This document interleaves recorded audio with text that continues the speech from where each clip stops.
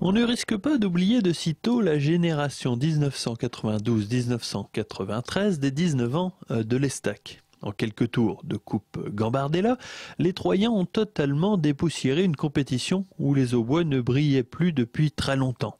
Heureusement, grâce à la progression hiérarchique du centre de formation ainsi qu'à l'avènement de joueurs pros formés dans ce même centre, l'émulation se fait. C'est ce qu'on peut dire, c'est la politique du club et l'investissement qui est fait au niveau du centre de formation par la direction du club, par le staff pro également, et puis tous les gens qui interviennent sur le groupe et sur les joueurs du centre.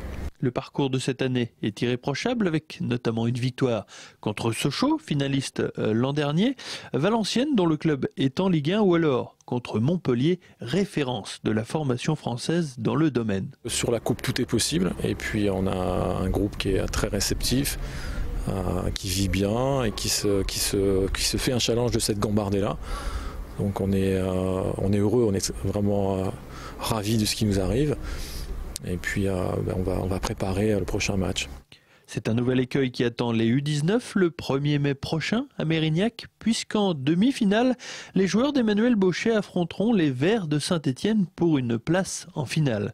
Une finale qui se jouera comme le veut la tradition, au Stade de France, en levée de rideau de la finale de la Coupe de France.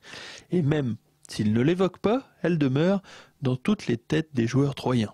C'est tout proche, depuis le début de l'année on travaille dur pour arriver au Stade de France. Dans le coin de la tête c'était le Stade de France et là on n'est plus qu'à un match donc on va tout donner pour arriver à notre but.